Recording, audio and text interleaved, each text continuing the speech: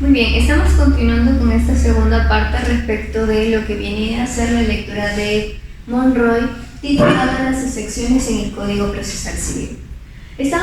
Nos habíamos quedado acerca de lo que nosotros podíamos entender respecto de la relación jurídico-material y la relación jurídico-procesal. Ahora continuaremos con los presupuestos procesales.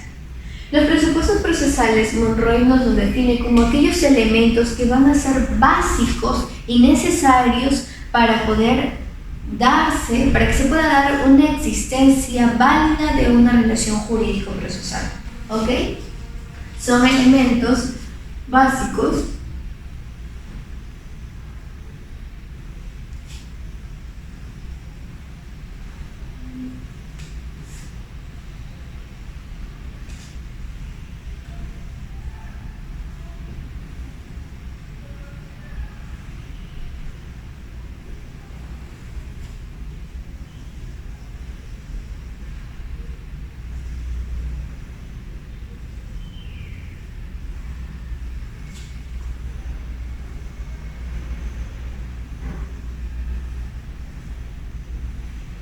Entonces, nos define como elementos básicos y necesarios para la existencia de una relación jurídico-procesal válida, ¿no? Nos define esto. Justamente, él hace una sumilla, un pequeño resumen de todo lo que manifiestan los diferentes doctrinarios respecto de la consideración de los presupuestos procesales.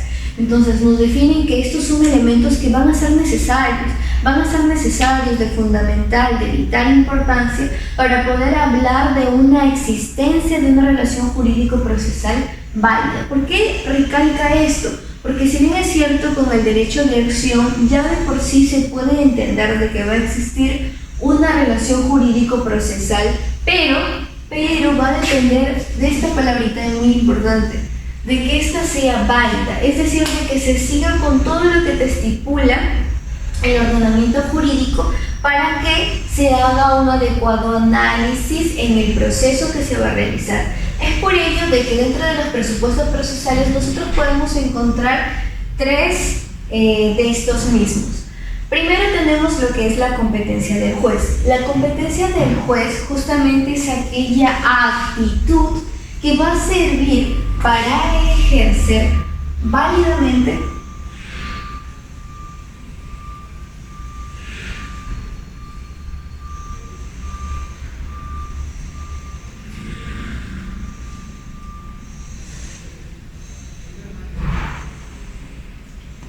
aquella actitud que va a servir para ejercer válidamente los presupuestos procesales dentro de un proceso. Esa competencia del juez va a definirse o va a ceñirse a 5 elementos. Estos elementos son la cuantía, la materia, el turno, el grado y el territorio. Monroy hace una división muy escudriñosa respecto de cada una para nosotros poder entenderlo, ¿ok? En cuanto a estos elementos, la cuantía se refiere respecto del monto que va a convenir dentro de cada proceso. Por ejemplo, dentro de un proceso abreviado, dentro de un proceso sumarísimo, dentro de un proceso contencioso, etcétera, etcétera. Hay artículos en el Código Procesal Civil que nos definen justamente cuánto es que se va a estipular o se va a poder hablar de la ejecución de un tipo de acto respecto de un proceso, ¿no? Que este puede ser abreviado, contencioso, sumarísimo, etcétera, etcétera, porque existen muchos más. Entonces, la cuantía es justamente una de las competencias que se les van a hacer atribuibles al juez.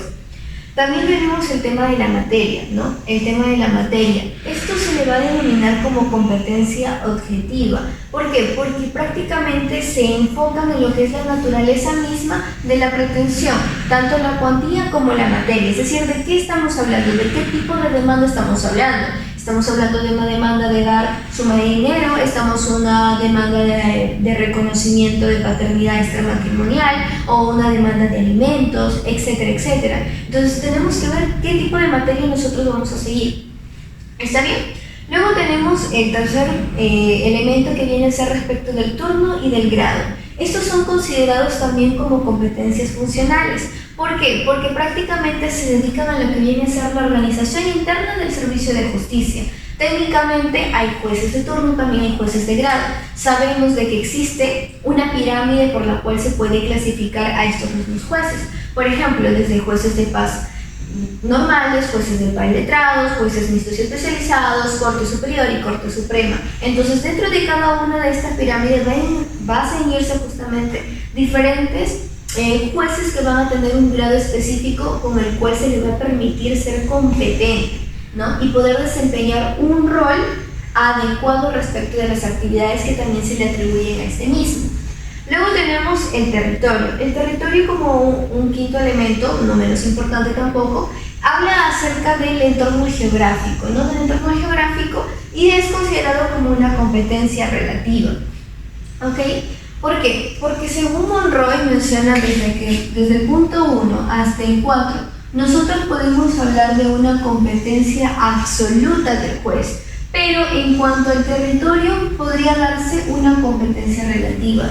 Yo asocio esto mismo, es una opinión personal, a de que la competencia se ve como absoluta, porque si bien es cierto la cuantía, la materia, el turno y el grado van a ser fundamentos o elementos mucho más importantes, no digo que el territorio sea menos, pero van a tener más relevancia, van a desembocar más situaciones jurídicas, procesales, para poder determinar justamente la facultad de la competencia absoluta. ¿Por qué? Porque el territorio, bueno, eso ya se va a ver más adelante, o la competencia territorial se denomina como una competencia relativa porque en sí cada juez tiene la potestad como tal ya de tener este conocimiento respectivo o ser competente en cuanto a la materia, en cuanto a su turno, en cuanto a su grado y en cuanto a la cuantía en el territorio en el que se encuentre. Pero vamos a ver que este territorio, más que nada, o esta competencia territorial, está ceñido también a la facultad que van a disponer las partes,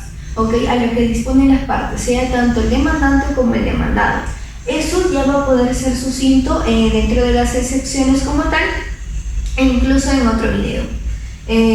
Esa es la opinión que yo tengo respecto de lo cual, porque como les menciono, eso no significa de que por el territorio pues no sean competentes los demás, sino al contrario, se supone que el juez, al ser el conocedor del derecho, no justamente va a tener que tener una capacidad sumamente amplia para poder resolver un tipo de conflicto o cualquier tipo de conflicto respecto de su conocimiento, ¿ok?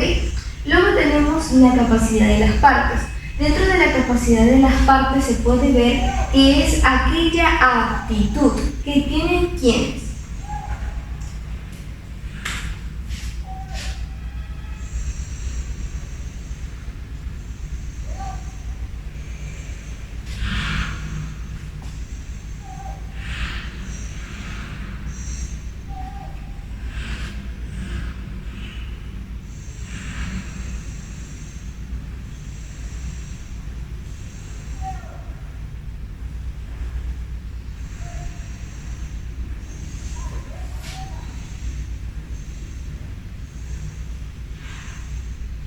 Okay. Es aquella capacidad, o bueno, discúlpenme, aquella actitud, nosotros nos referimos a capacidad de las partes, con aquella actitud que tienen los intervinientes, ¿no? Para realizar una relación jurídica válida dentro de un proceso. ¿A quién nos referimos como intervinientes? ¿A quién nos referimos con partes? Pues nada más ni nada menos que a demandante y a demandado. ¿Okay? Tanto demandante como demandado o demandantes y demandados. Entonces, dentro de todos estos intervinientes, estas partes procesales o intervinientes procesales van a tener que poseer una actitud. ¿Una actitud para qué? Para que realicen una relación, ¿no? Para que se ejecute una relación jurídica válida dentro del proceso. Es por ello de que acá se mencionan dos supuestos. El tema de la incapacidad y también el tema de lo que viene a ser la capacidad de ejercicio restringida prescrita en el artículo o estipulada en el artículo 44 del Código Civil. Por ejemplo, como tal nosotros podemos entender de que una persona menor de edad, obviamente que menor de 16 años o incluso de 18 se puede hablar, tiende a una incapacidad absoluta, y si hablamos de una persona menor de 18 pero mayor de 16, una capacidad de ejercicio pues relativa. Entonces, hablemos en el supuesto de la incapacidad. Tenemos que hay menores de edad que, si bien es cierto, se les va a verse vulnerado algún tipo de derecho. Por ejemplo, en el caso de los alimentistas. ¿No? En el caso de los alimentistas mayormente se da la situación de que estos son personas menores de edad. Entonces, ellos como tal son incapaces para la ley, son incapaces.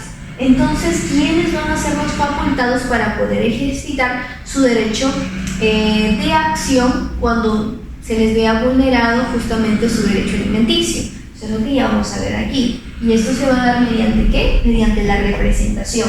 Luego también tenemos otro supuesto, que es en el caso, por ejemplo, de las personas jurídicas. Las personas jurídicas, como bien podemos entenderlo, que son aquellas instituciones, podemos decir, abstractas, que existen en el derecho, que le importan al derecho, pero que también para la realización de determinados actos jurídicos, e incluso hablamos de actos jurídicos procesales, van a necesitar de la intervención de un representante, ¿ok?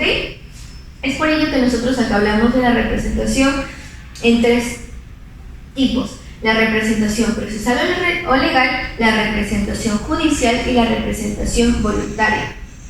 Dentro de la representación procesal o legal, tenemos que esta pues va a estar determinada por la norma, ¿ok?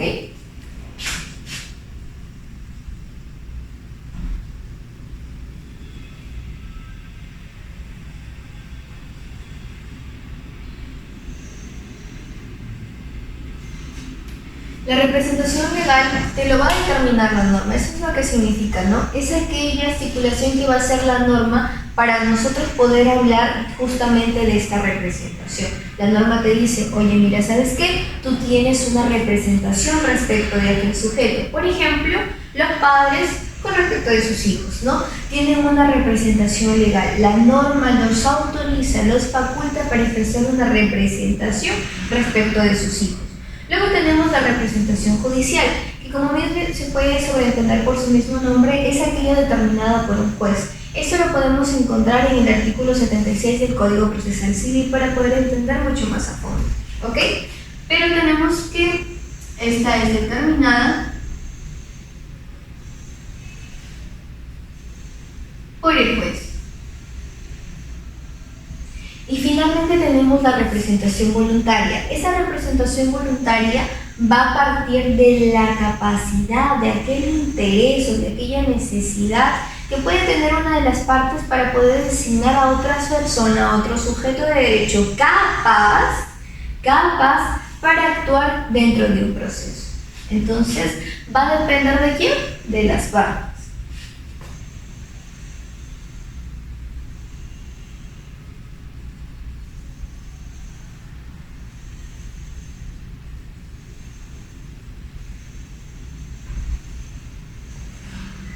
Luego tenemos lo que viene a ser los requisitos de la demanda.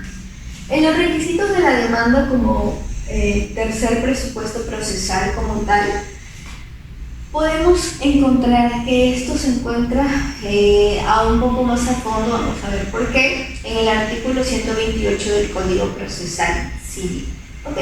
Entonces, los requisitos de la demanda más que nada son aquellos que van a dar la posibilidad de cumplir con estos elementos, con estos presupuestos procesales que van a ser necesarios y de vital importancia, así como los mencionaba Monroy como definición, para poder ejercer una relación jurídica procesal válida, ¿sí? Aquí se van a cumplir con ciertos elementos.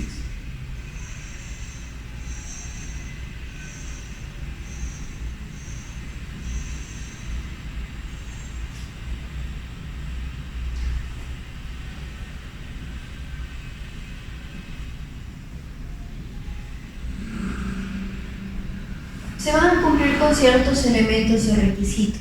Aquí tenemos requisitos de admisibilidad,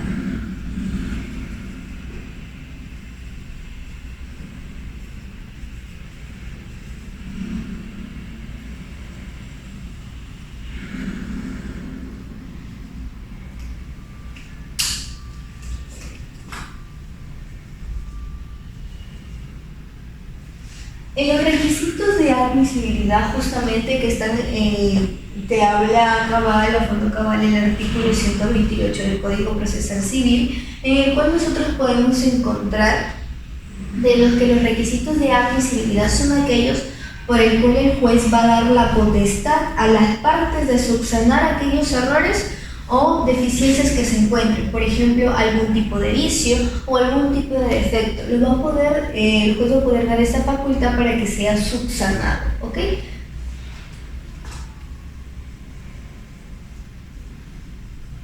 Entonces, cuando hablamos de requisitos de admisibilidad, el juez tiene la potestad, tiene la facultad de decir, vamos a subsanar estos errores que existen dentro de la relación jurídico-procesal y que impiden seguir con el proceso, hasta que sean subsanados.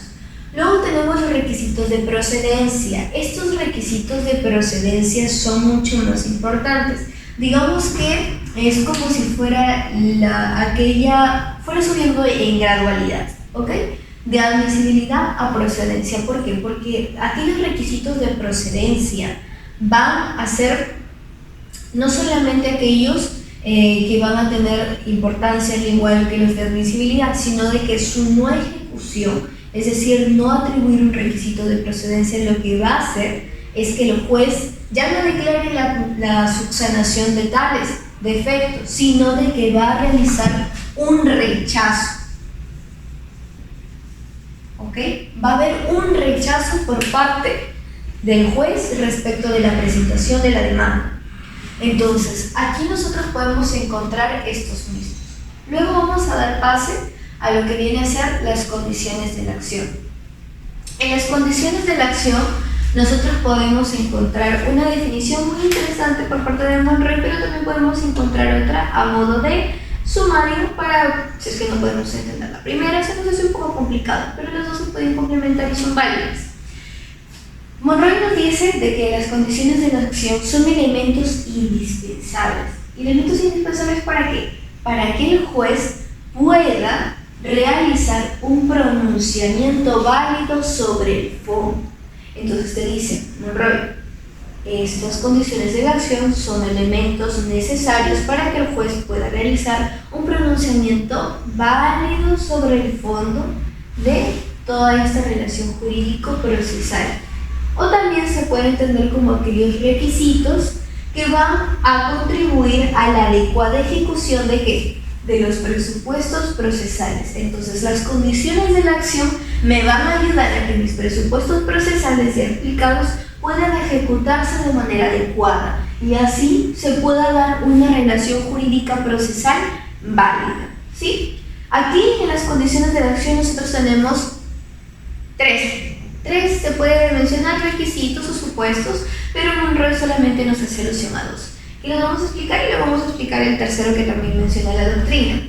Aquí tenemos el interés para obrar, la legitimidad para obrar y el tercero que no está ahí, que no lo menciona Monroy, pero también es necesario, que es la voluntad de la ley. ¿Ok?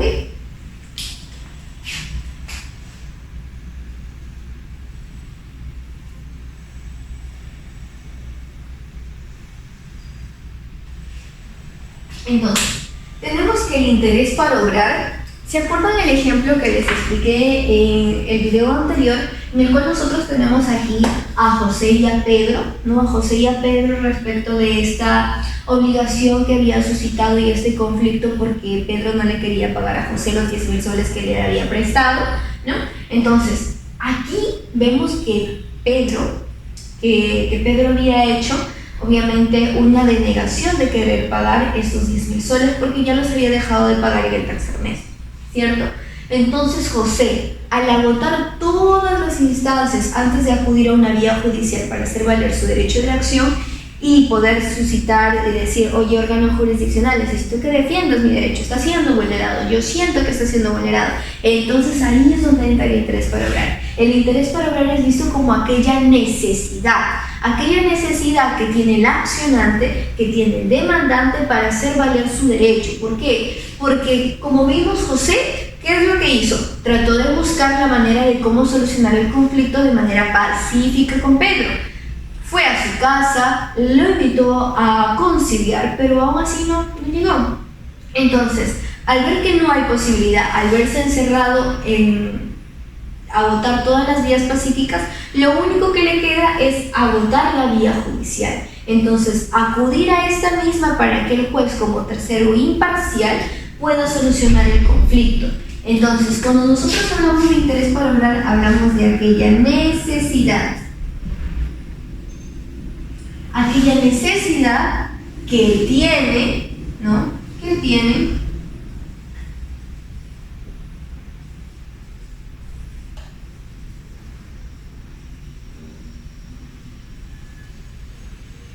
que tienen las partes para hacer valer su derecho.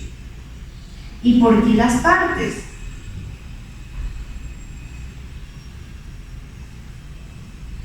Porque al igual que el demandante tiene la necesidad de hacer valer su derecho, el demandado también.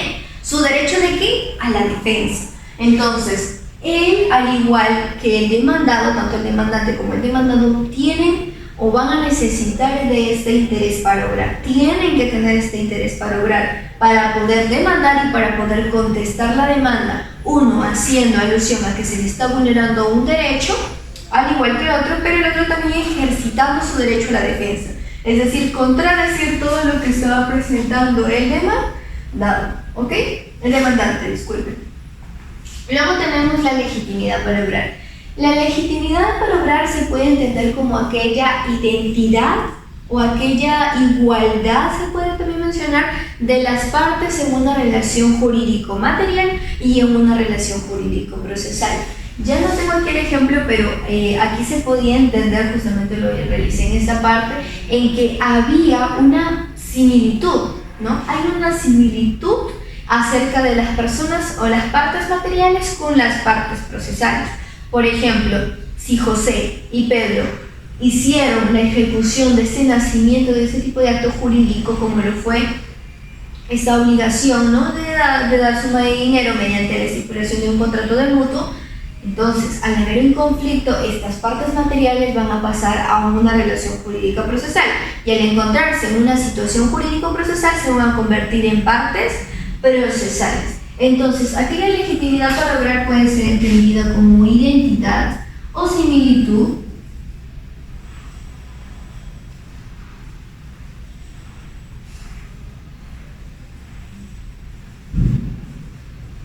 de las partes procesales con las materiales.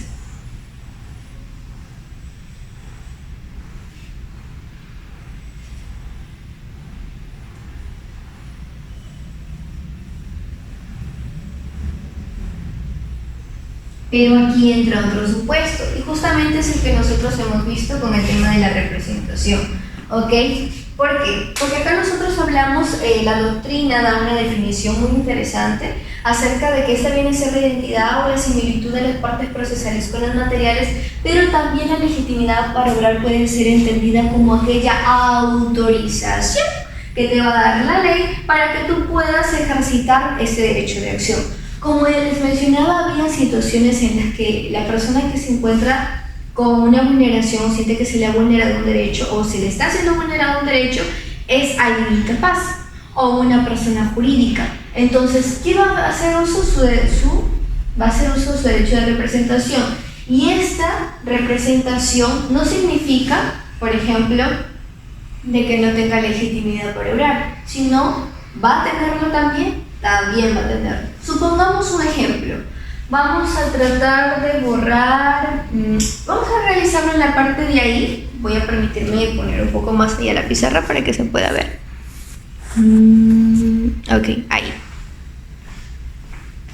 Vamos a borrar la última parte para poder entenderlo un poquito mejor, ¿ok? Supongamos, vamos a poner un ejemplo nuevo. Ya no nos vamos a quedar con el de José y Pedro, ni tampoco con el que citó Monroy en el principio de su artículo, sino vamos a colocar otro nuevo. Ya.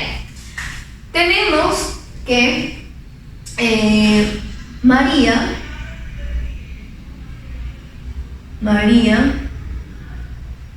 ¿ok? Tiene su hijo llamado Juan. Su hijo Juan tiene 8 años. Obviamente que el padre de Juan se llama José. se llama José. Ok. María y José se conocieron hace 8 años, tuvieron a Juan, pero pasó una situación en la que no se comprendían, estuvieron conviviendo y luego se separaron. Ok, José, muy vivo él, una vez que se separan, pues lo que corresponde es de que José de alguna u otra manera siga siendo responsable respecto de Juan. Porque si bien es cierto, el vínculo que tenía con María ya no existe, se rompió, feneció, el vínculo que tiene con Juan de padre e hijo es de que éste le pueda pasar una manutención o algún tipo de sustentación económica para que él pueda solventarse respecto de sus alimentos, respecto de la vivienda, respecto de la comida, vestimenta, etcétera, etcétera. Entonces, ¿qué es lo que va a hacer aquí? José va a dejar de pasar, es más, ni siquiera le va a pasar un bendito sol a Juan para que pueda él hacerlo uso en sus necesidades básicas, como niño de 8 años, incluso para ir al colegio. María le dice a José, oye, mira, ¿sabes qué? Necesito que por favor me mandes algo para poder ayudarme y apoyarme con los gastos porque yo sola no me abastezco, mi trabajo también necesita de mí, así que necesito tu apoyo para poder solventar los gastos que hay con el niño. José le dice, mira, ¿sabes qué, María? Esa es tu responsabilidad, yo ya no quiero saber nada de ustedes porque yo hace tiempo me separé de ti. Ok, entonces, ¿a quién se le está vulnerando el derecho? ¿A María o a Juan? A Juan. Quien está siendo vulnerado en su derecho es Juan. Entonces, Juan, ¿qué es lo que le corresponde hacer? Obviamente, para hacer valer su derecho se supone de que él tiene derecho de acción, obviamente lo va a poder ejecutar, puede comenzar a realizar un proceso, puede tener la necesidad de acudir a un órgano jurisdiccional para hacer valer su derecho. Vamos a ver aquí.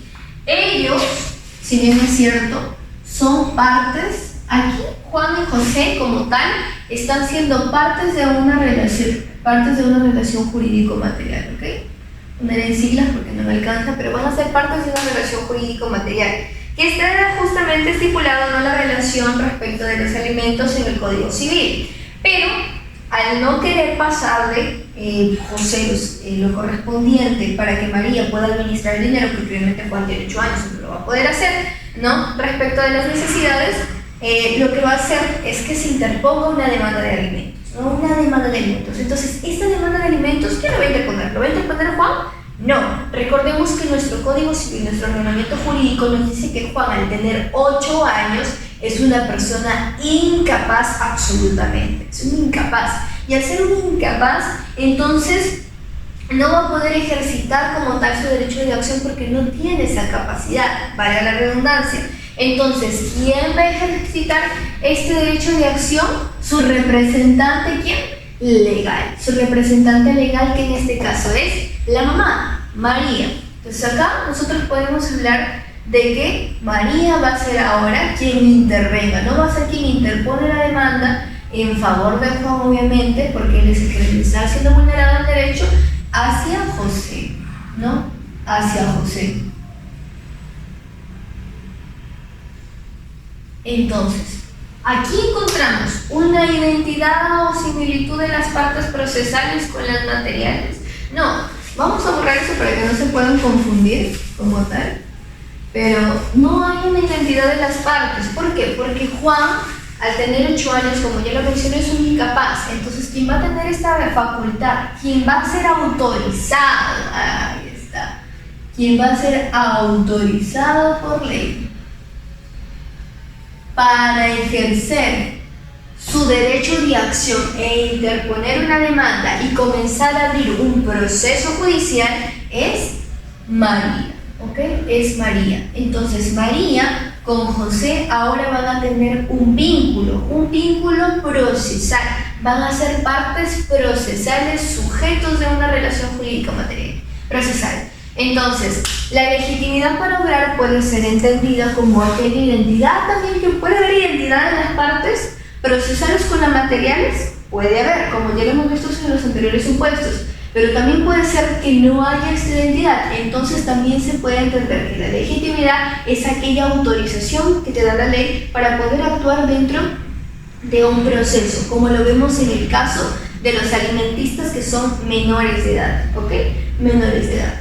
Entonces vamos a explicar la última condición de la acción, que es la voluntad de la ley. En lo que es la voluntad de la ley, pues llanamente es aquella posibilidad que te da el ordenamiento jurídico para poder realizar tu derecho de acción, ¿no? Entonces, esa posibilidad que te va a dar el ordenamiento jurídico para poder demandar respecto de determinada situación, de determinada materia en la que tú consideras que se te está siendo vulnerado algún tipo de derecho, es la voluntad de la ley, ¿no? Es aquella voluntad. Debemos de que, al referirnos a voluntad, es decir, la ley está admitiendo, te posibilita a ti poder actuar dentro de tu vulneración del derecho como condición de la acción. ¿Okay? Entonces, esto es respecto a la primera parte como tal de las excepciones que hay en el Código Procesal Civil. Si bien es cierto, todo esto es a manera introductoria, pero ahora ya vamos a tratar cada una de las 13 secciones que son concebidas en el artículo 446 del Código Procesal Civil y qué significa cada una de estas. ¿Ok? Voy a correr la pizarra y denme unos minutos.